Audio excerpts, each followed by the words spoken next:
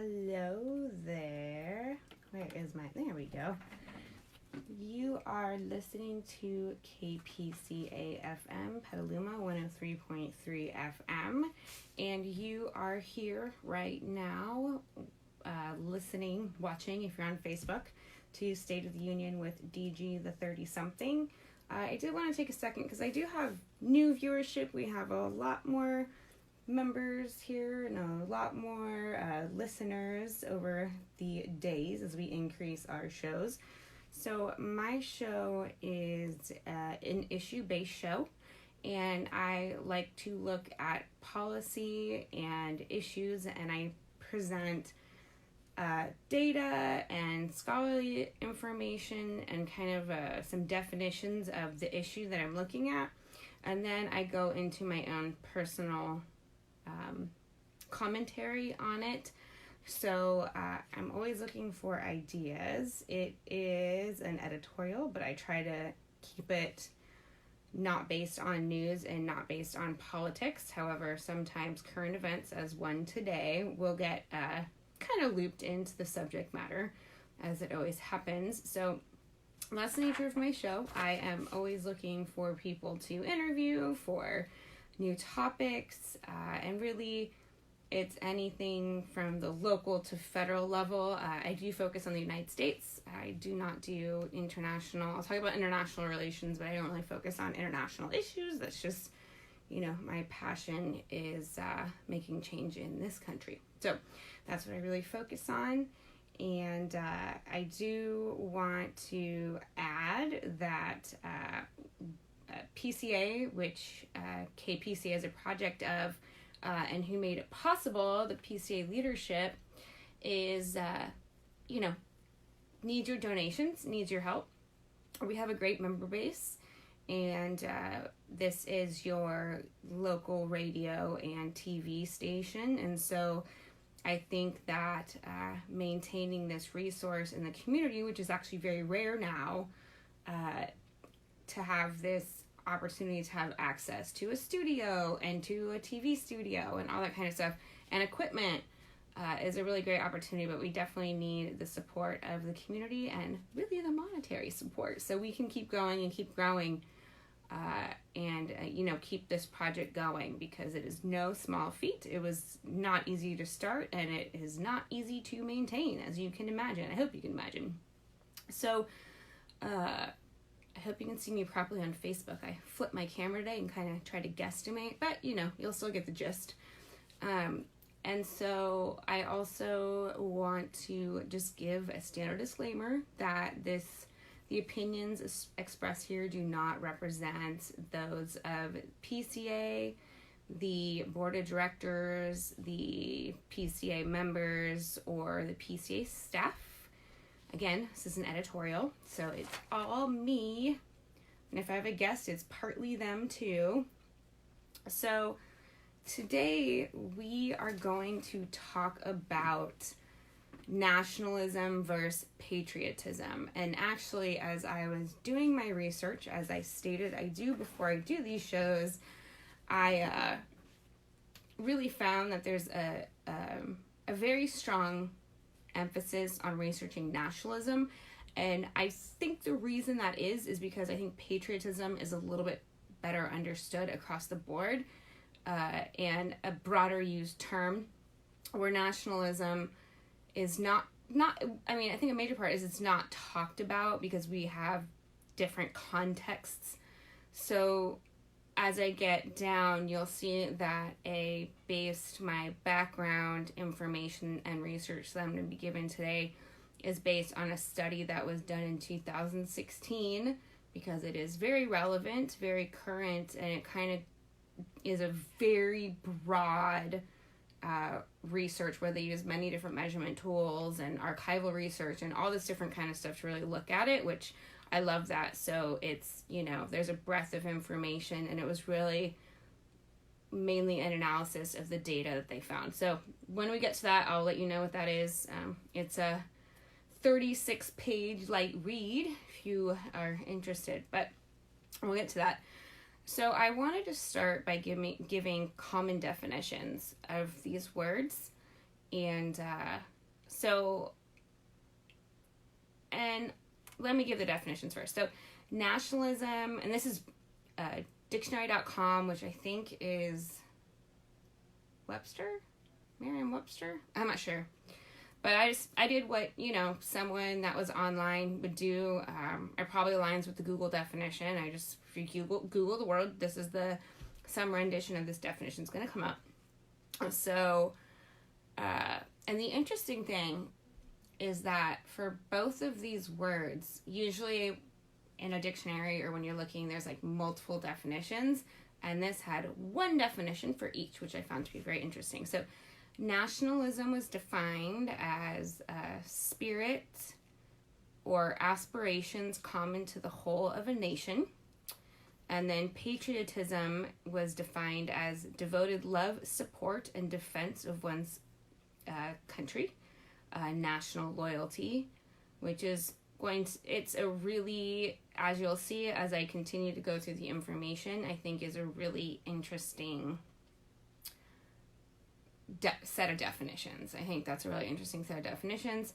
And I would venture to guess, but I can probably get into this in my analysis, which comes at the end, or really it says usually the second half of the show.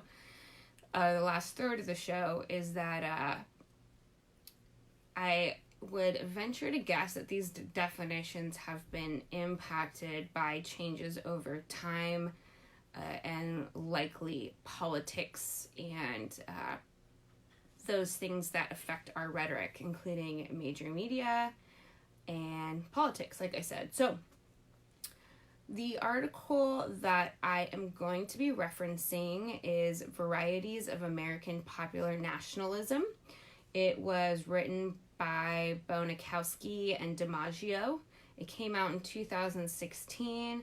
I really should have written down which magazine it was in, but I'm pretty confident if you go to Google Scholar and Google this to find it. If you don't know, the Google Scholar is a resource, by the way. I've met people that are in college that don't know this. Like, please know that. It's an amazing resource, and it's a great way to find things. And you don't have free access to a lot of the articles, but most universities you can get free access. So at least you can find the abstract, you can read it, say, does this fit? And then log into your school library and find it again. But it was under the Sage search, if you have access to that when you're in college. So I went to Google Scholar, and this article is actually 100% free and accessible. That is also one of the other reasons that I looked at it, because I want to make sure if people are interested that they can have free access to it. I think that, I actually have a problem with a lot of research not being publicly available. Now I understand, people got to make money, but the research was already funded, so the scientists and all them made money, so now we kind of have these third-party search engines and hosting that are making money. And again, I get it. It's a way to get published, but really these are just aggregating all the publications, and I wish that it was just an easier access. I looked at one article, and I think it was going to be $7 to buy it, but basically you read it once, and what are you going to do with it again? I don't really need it again. I'm going to use it once, reference it once. People can go back to it. I don't know. Anyway, so, and there's platforms and stuff that are working on democratizing this information. So it is able to be contested more easily. There can be some skepticism, conversation. So those do exist, and I'm very happy they exist. And it also gets alternative research published. So if you're interested in what that is, you can contact me. I should have started by saying, so I usually take Facebook questions, but I've been kind of slacking the last couple of times and didn't bring all my proper equipment to do so. But please feel free to comment on the Facebook feed if you're watching it live, and I will make sure to answer those in person. And as well, you can contact me on Facebook. Again, if you're watching that, you can find me on the DG the 30-something page, and you can message me or comment on the video or however you want to do it, and I will answer. If you want to reach me by email, you can do that at domayne@maberme.com. And again, I am very open, and as time permits, I am willing to meet with people as long as you're not going to sit there and yell at me. If you want to have a productive conversation, I am willing to do so. But know how to have a good debate. I don't care. If you disagree with me, that's great, but, make sure you know what it looks like to debate and prove a point and provide a rebuttal. Anyway, let's not get into politics on social media. And so across the scientific world, there is differences of opinions of nationalism, rightfully so. It can be a pretty charged word, especially in international history, world history, because we have kind of these different perceptions of what nationalism looks like. And a lot of, the more legal studies I had, or constitutional law, kind of looked at nationalism as this kind of extreme support of your country. I shouldn't just say that too. And I'll get into it. I mean, I think it's a social psychology understanding as well. But then there's also kind of this very nice definition of nationalism that's put in our dictionaries, like spirit or aspirations common to the whole of the nation. I mean, that's never been my understanding of nationalism, and I don't think that that's the psychological understanding of nationalism. You can take that or leave it. It's up to you to assess what you feel. But let's get into the research. So, as I said, there's a difference in opinion. So, again, this research was 36 pages, and they had a breadth of information, definitions, research, data, a whole bunch of different measures. I know that a couple, they did like archival research, they did self-report surveys, they analyzed surveys, they looked at social cues and kind of all these kind of things, which, as they claimed in their conclusion, often social psychologists and their kind of partner field generally just look at surveys or one thing or the other. And so they try to bring as much information together and synthesize it. So, and again, it's up to you to make your own opinion. This is just their observations. So, sociologists often, not all of them, often define within this context nationalism as an ideology mobilized by political elites, and it is a political principle which holds that the political and national unit should be congruent. So basically saying that the political world and the national, I interpret the national unit as the people of the nation and how they think should be congruent with the political elite or those who are in power. So that is one definition. And again, they cite all their sources, and if you want to refer to this article to see this. So that's my interpretation of that definition. And then political psychologists, which I didn't actually know was a branch of psychology, but we do have psychology for everything now.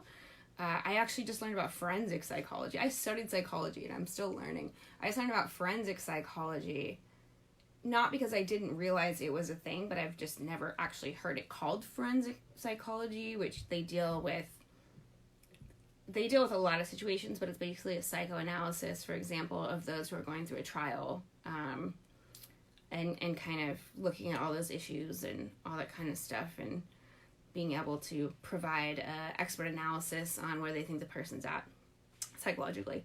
So anyway, so political psychology is, and this definition is a little bit more aggressive, but it's also kind of what it's my closer to my interpretation of what nationalism is. So this is a brash definition, but it gets the point across. So patriotism's evil twin, defined as a perception of national superiority and an orientation toward national dominance. And it actually shows like a significant attachment to someone's nation. And I'll get more into my analysis. I think that's a little bit more straightforward. You know, it's kind of my country's better than anyone else's, and so therefore I'm going to support and protect anything my country does, no matter what. And God forbid you suggest I leave. So there are several other interpretations of nationalism.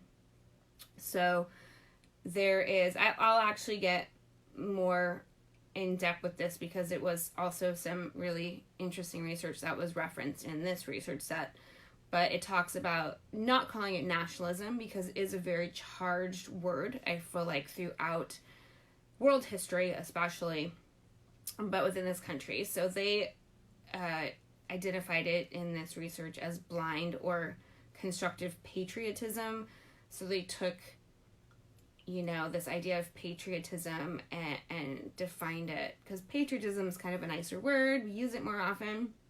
And then there's, of course, much broader definitions that, in my opinion, are a little bit too broad and don't really get to the point and could encompass too much. So there are people that do act on a broader definition, which I do feel is much harder to research, because if you're basically saying, well, it could be anyone, then you can't really research it could be anyone.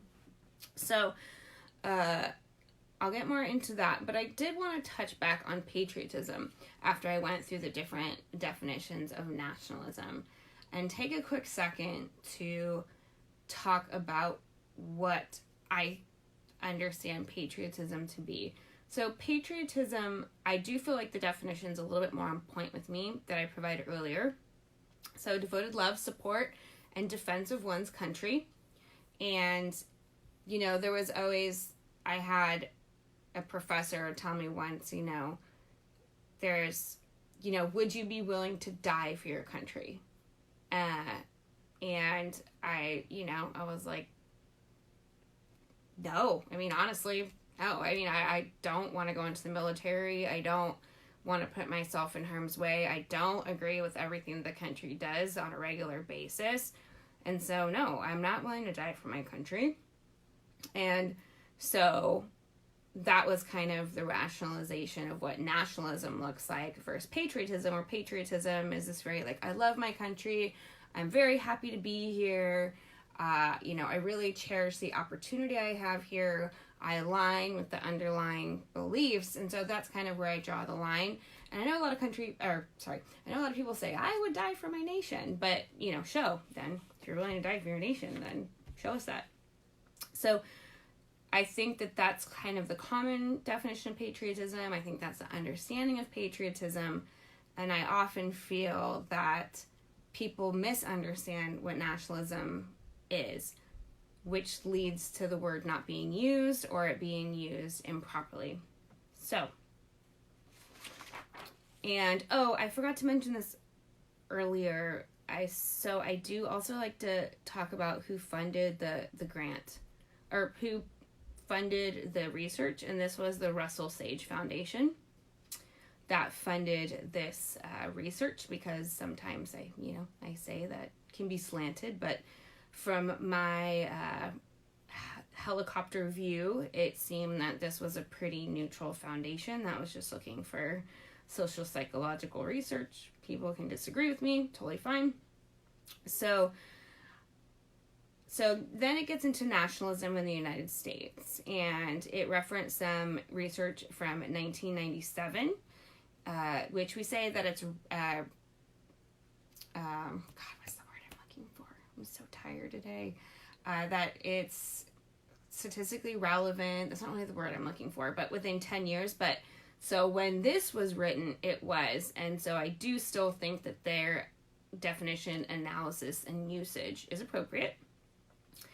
And so, but I will argue, as I did in my master's, is that if you don't have current research, you don't have a lot to go with besides what was done.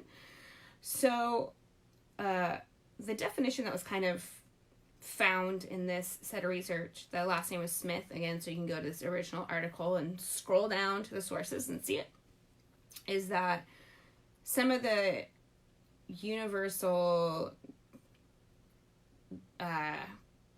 definitions of the country, or what has been seen across the board, again, more in a social psychological perspective, is universal rights, community governing, ethno-culture tradition, and it further pointed out the regular finding that there is a desire of the white populations to continue dominance, and this is included in the U.S. political structure or culture.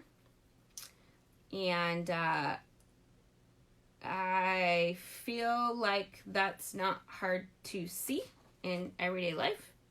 But again, so, and these were kind of based on a whole bunch of different things that kind of led to this overall assessment of what underlying themes were. And there's much more. Those are some that I pulled out.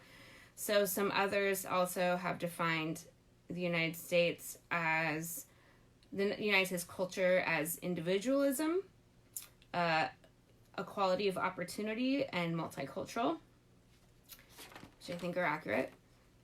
So now I'm going to get into this idea of using patriotism as the basis of the definition for nationalism. So another set of research defined things differently. They didn't want to call it blatant nationalism. Again, I think that's because it's a very charged word. It's something that people don't understand as well. And, really, in my opinion, in the scholarly academic world, something that is associated with totalitarianism, but we'll talk more about that. Kind of gets back to that definition that involves control. So their definition, or their word to describe nationalism, is blind patriotism. And so they also defined there is blind, constructive, and then after their research was done, during their analysis, they actually created a new category that was called, it's a long made-up word. Academics love making up words. So incorporationalism. So they kind of looked at these different categories. And so, and as they sound, I didn't write notes on this, I forgot, but as they sound, blind patriotism is more of this, my nation can't do wrong. Constructive patriotism is, I support my country, I love my country, I'm going to do what I can to support it. And then the incorporationism, in my opinion, they developed that category because it was more of something that people didn't fall in either of these categories, and felt that true patriotism was that, to them, was actually including all different opinions, ethnicities, social status, that is really what defined this country. And so it was more focused on the country being that than this sole support of, I love my country no matter what. It's like, well, I cherish that this is the basis of my country, and that's what matters most to me. So let's get into some of the conclusions. So some of the conclusions is that, and this is actually in another research study as well, is that lower education levels result in higher levels of nationalism. Higher education levels create a lower level of nationalism. And they're actually finding with young people that they don't show signs, as, again, I'm not generalizing. The research shows that as it is statistically significant that young people are not showing signs of patriotism or nationalism. And I think that's because there's a lot more skepticism and access to information. So one of their conclusions is that nationalism encourages an ethnoculture, so an attitude that is reflected, again, that, white dominance, so and it really affects opinions about immigrants, being a protectionist and an isolationist in this country.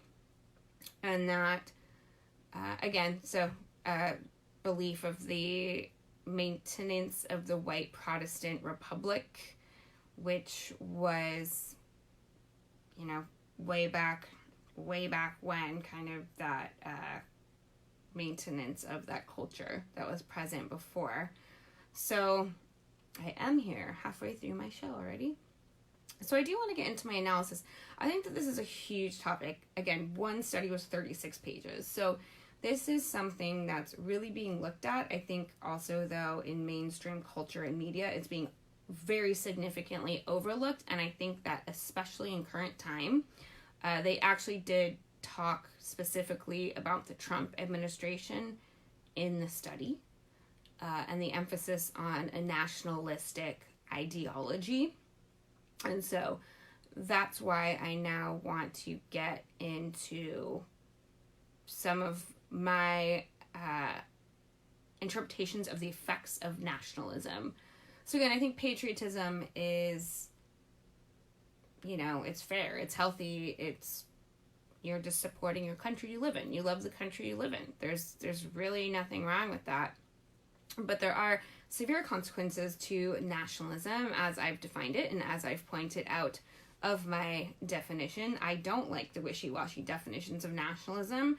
I don't think it should just be thrown around like it's nothing, because that is how we get these effects, because people, they think that their behavior as a nationalist is okay because their country can't do wrong, and that's just the right way to think and live, and so they're just going to align with what the political elite tells them they should. And that changes with time, but I also would like to identify that in my analysis of the research, the political elite is not just who's in power at the time.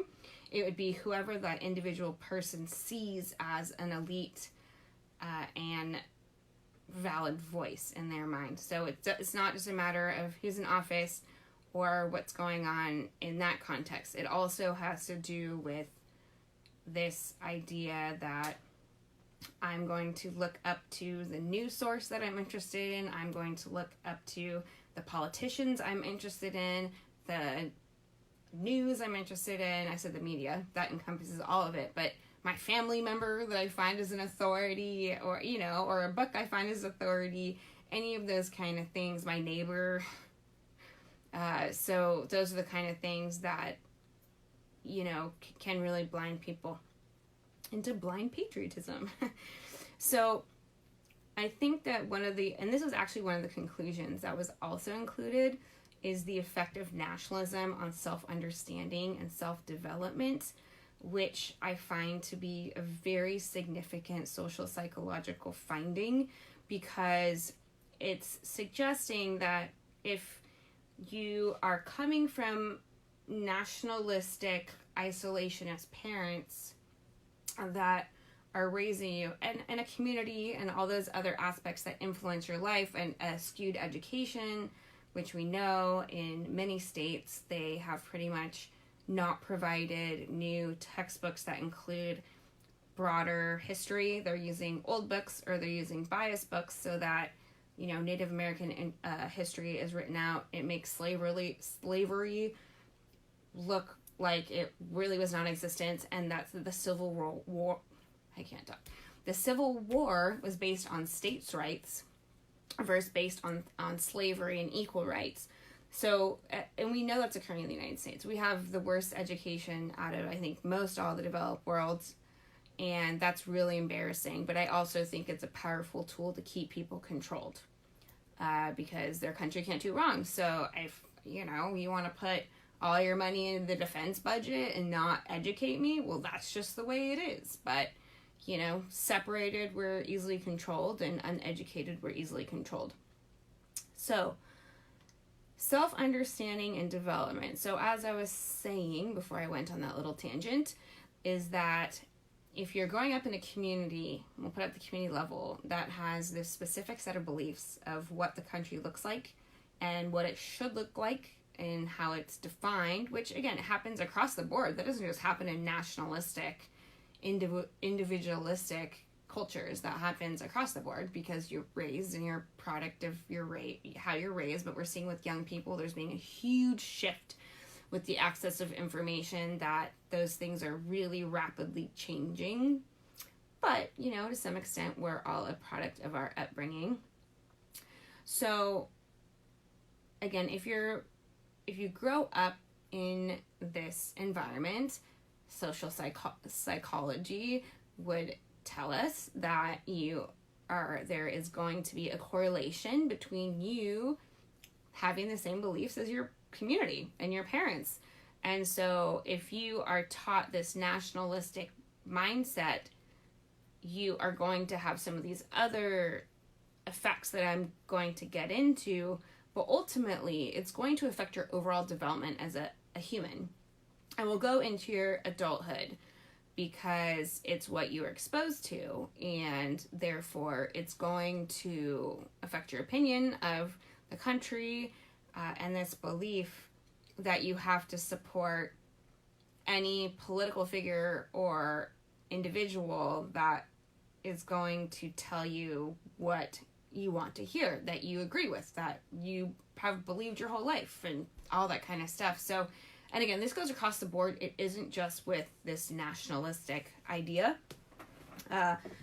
And I do believe, again, that the younger generations are really shifting this idea that no matter what, you have to support people that align with your opinion of how things are done without actually looking at the facts or the analysis. And we also see a lot of self-confirmation bias, which shows us that people do research and look at information that confirms their theory instead of disproves. So, and that's not how the scientific method looks.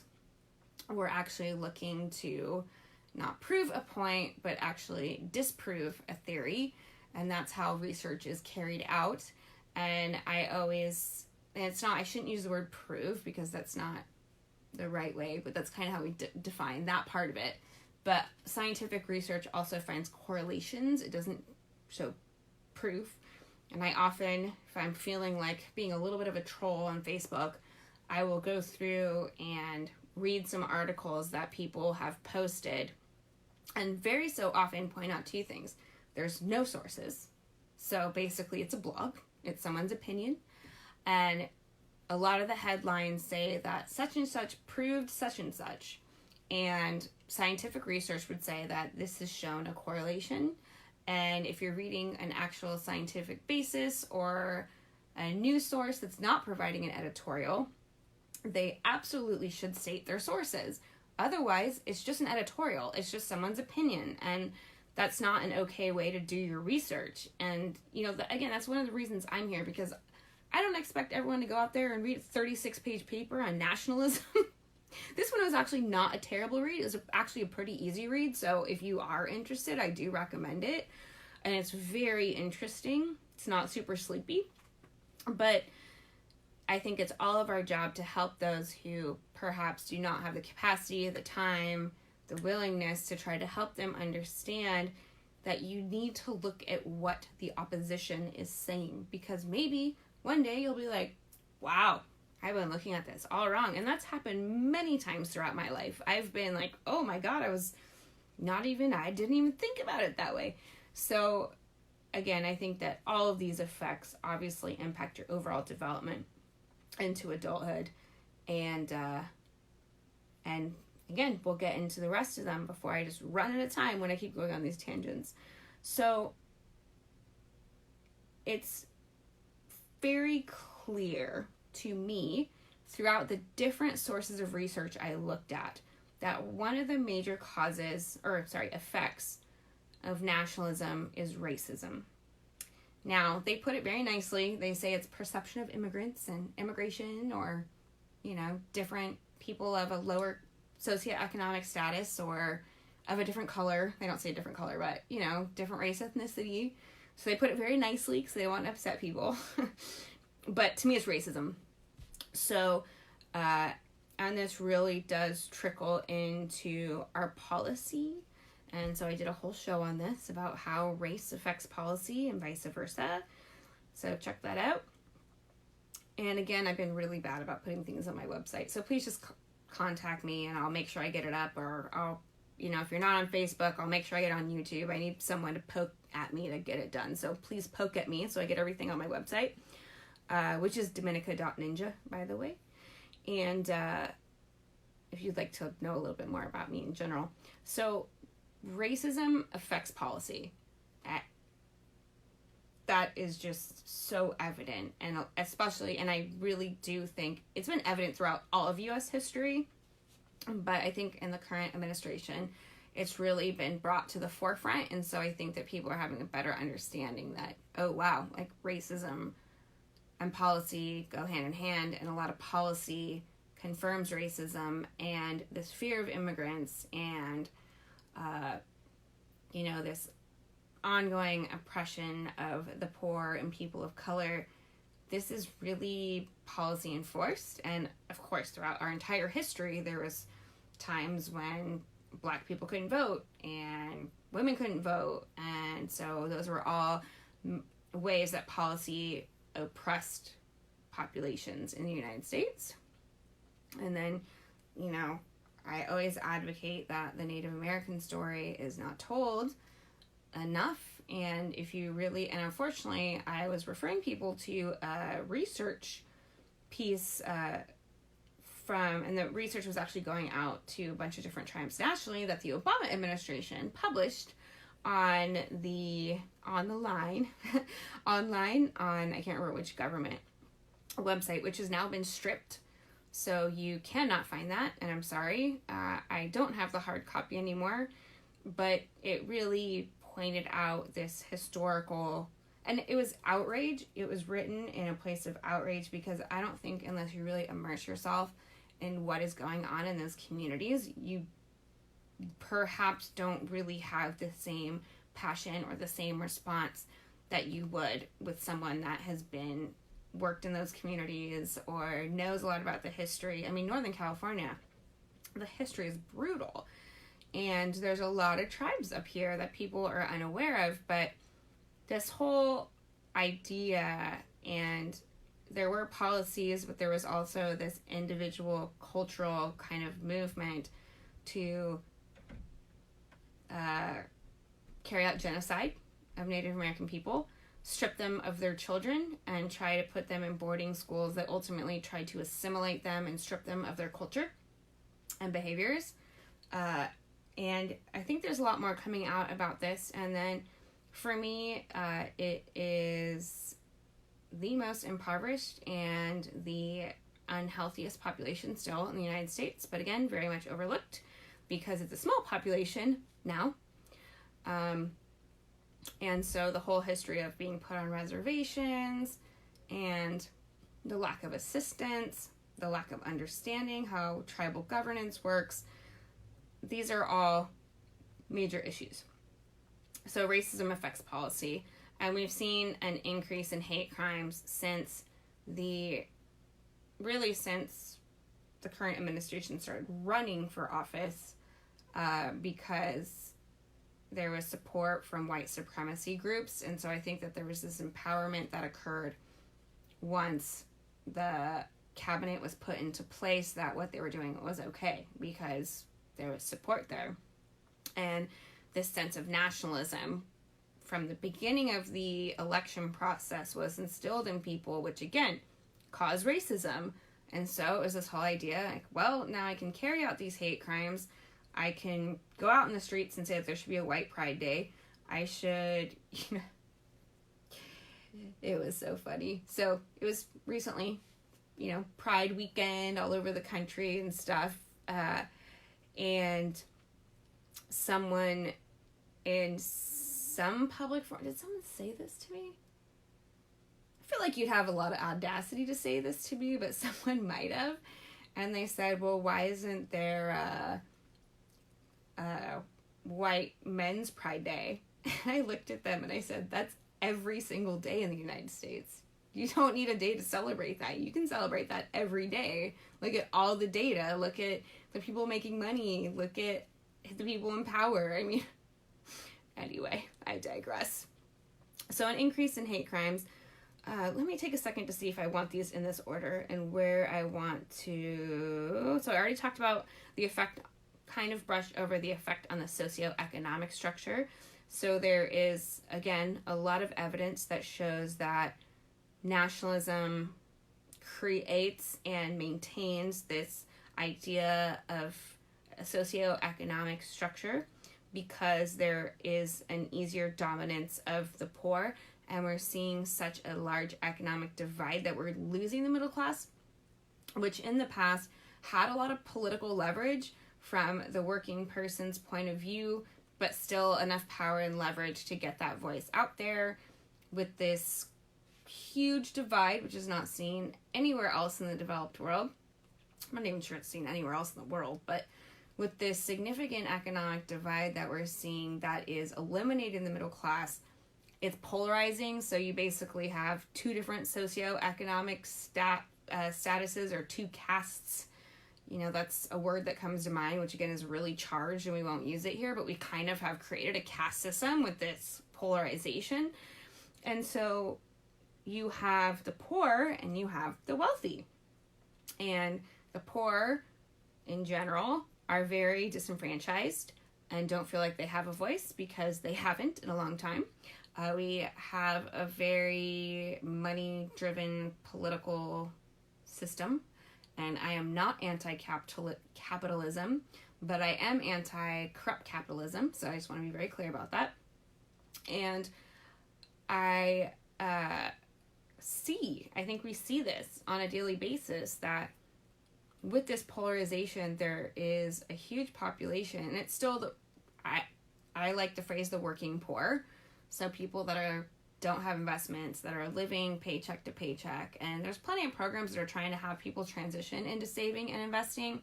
But again, if you're living paycheck to paycheck, you are struggling and you need some answers to what you're looking for. And so there's the people that latch onto the nationalistic idea that says, well, my country's going to get my back at some point. I'm okay with my life. I'm living. I'm using all these state and federal funded programs, but are going to promote them not being in place. You know, what you gonna do? Van Jones pointed out at a talk in Marin that the liberal wealthy people in Marin vote against their interests too, so we shouldn't use that as an argument about the poor people in other states primarily voting against their self-interest. And his whole point was that that's a main argument among liberals, saying, well, I don't understand, they voted against their own self-interest.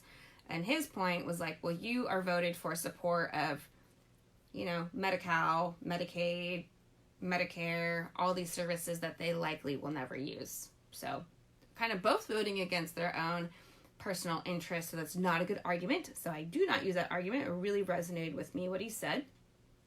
But I do believe that we have become so polarized because of the media and our political structure, and again, this idea of nationalism. And I think we're shifting.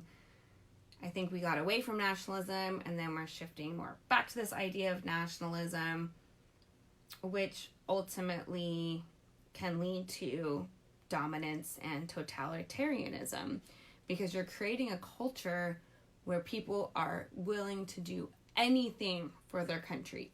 Anything. No questions asked. I'm gonna do it because the leadership of my country is telling me I need to do it. And this is how we get brainwashed.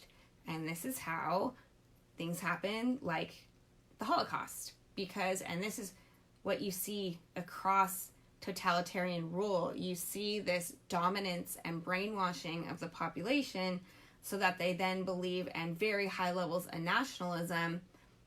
And so they start to believe like, oh, well, I have to do this. Like, this is what I'm being told to do. I have to go into communities and steal children and remove people from their communities and murder them and be completely desensitized to what it looks like to brutally murder people right in front of their families, one by one, while they're in line, make them walk, strip them naked, and, you know, all these nasty things that happened during the Holocaust.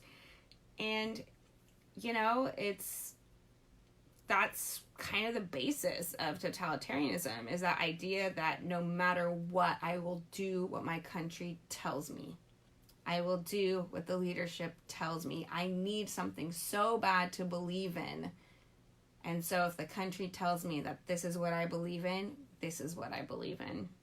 And so you can see it. And religion is a kind of an interesting mix in all of this, because you're adding a different element of what you're being told. But I also would argue that with Christianity, you're seeing a huge shift with it being intermingled with politics.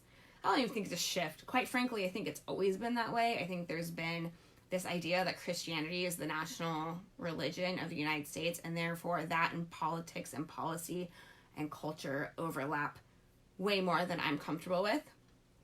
So, and we've seen that through a lot of the legislation about women's rights and, you know, putting kids in cages and all these kind of things that are happening.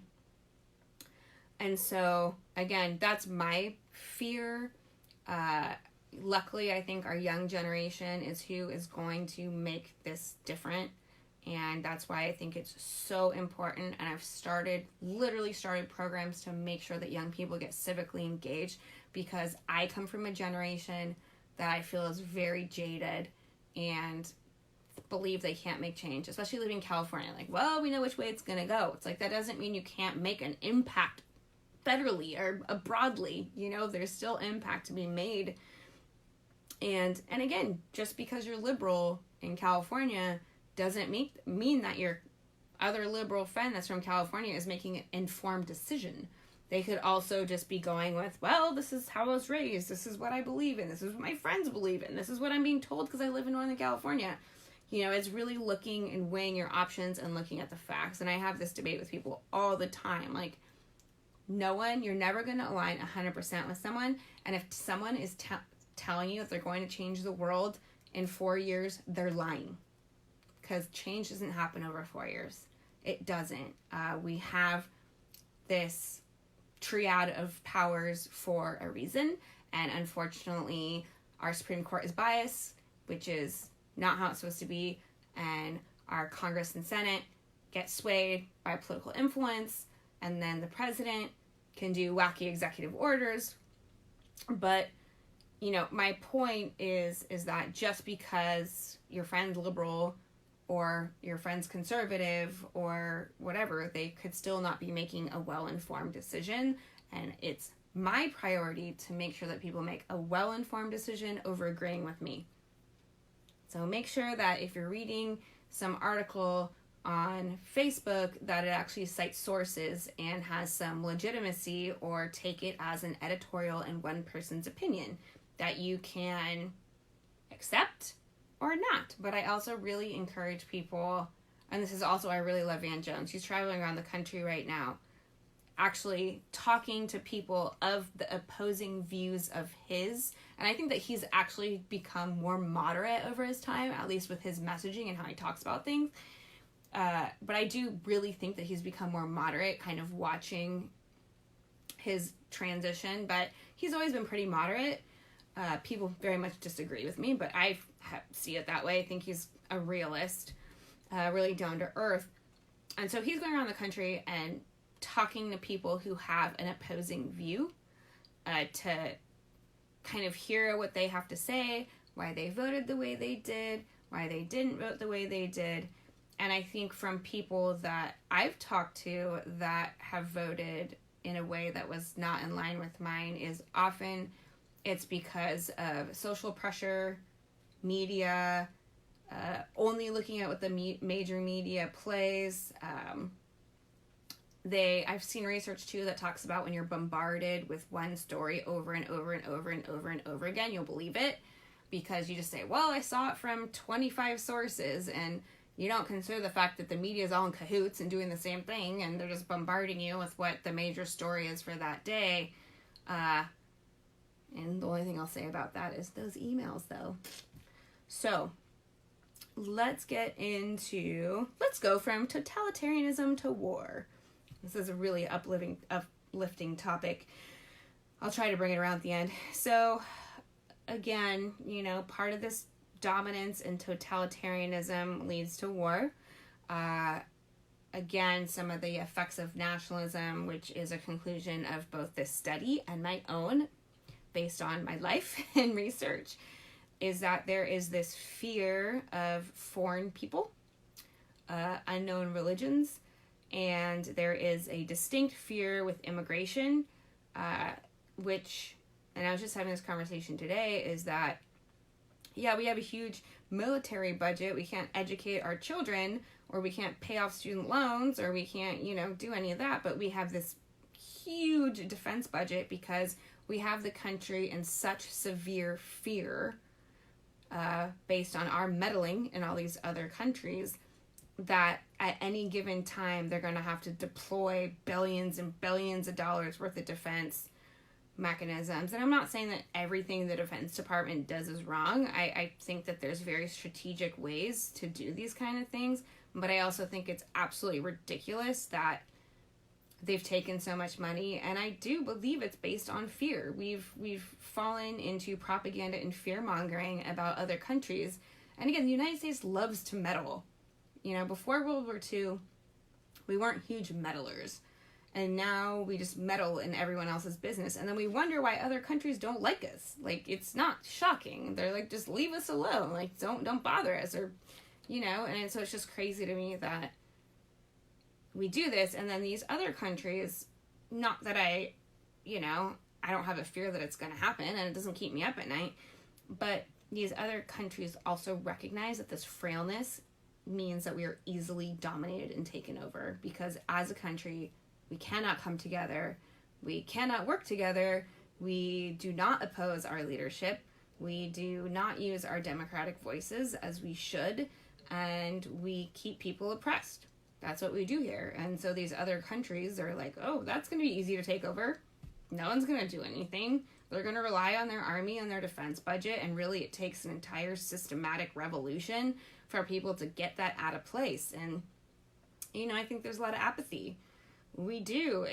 I think we do need a revolution in this country to really reassess where we started and where things have gone. And, I think that I've done, I'm not a constitutional law or professor, but I've spent some time analyzing the Constitution, and of course it's up to a whole bunch of different analysis. But again, I think this is very driven not in the research and what was said during the development of the Constitution. It has way more to do what certain political figures are telling us was decided during the Revolution. And there's a lot of papers by the forefathers and, all these kind of things that you can look at about why they made decisions they did or where they stood. But people aren't doing that. They're listening to Sarah Palin on her top. I was watching, oh my gosh. I don't like Sarah Palin. I don't like to make things political, but that lady, I could really I hope I never meet her because she's getting an earful. But I just was clicking through the channels a few years back, and apparently she has a talk show. I don't know. It was on some channel that I wouldn't watch probably. But she was basically just talking about how the forefathers were pro-conservatism and that they wrote the Constitution to instill the conservative belief system. And there were some specific examples that came up, but I can't remember what they were. But it was basically like that was their goal, and that they believed that, separation in church and state had nothing to do with the separation of church and state. It was just that people were free to have the religion they wanted to, which is not being carried out. And there was just all these factors that were talked about that, the forefathers wanted us all to be armed and all that kind of stuff. And I'm not going to get into my analysis of that. I have opinions and analyses of that, but I'm not going to get into that because I don't have time for that right now. And I've gotten into it in other shows. So really the last thing I want to touch on is that nationalism creates a lack of skepticism. And there should always be skepticism of any large structure or any large construct or any large organization, because by the nature of it being so large, you cannot track everything that's happening. So you ask questions. and you say, well, where can I find a breadth of information about what's really going on? Not just listening to what the major media is telling us. So I am totally out of time, and I could probably keep talking. I could probably write a dissertation on this. I've written a lot of papers along the line, and I am working again on updating my website with those papers so I can stop referencing them and send people there. And so again, you are listening to State of the Union with DG the 30-something. Please contact me if you have questions on the DG the 30-something Facebook page or at DOMYNE@MABERME.com. And you are listening to 103.3 KPCA LP in Petaluma, California. You will catch me back in 2 weeks.